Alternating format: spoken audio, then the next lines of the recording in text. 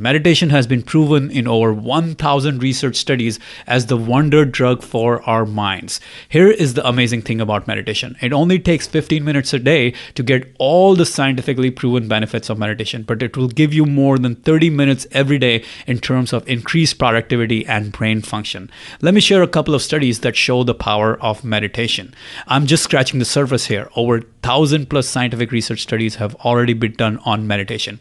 A 2012 University of California, Los Angeles study by Dr. Eileen Ludders found that meditators have higher girification in the brain. Girification is the folding of the cortex, which makes the brain denser and allows the brain to process information faster. Girification is responsible for making our brains better at improving attention, processing information, making decisions, and forming memories. A 2005 Harvard University study by Dr. Sarah Lazar found that meditation increases gray matter density in areas of brain involved with learning, memory, information processing, decision making.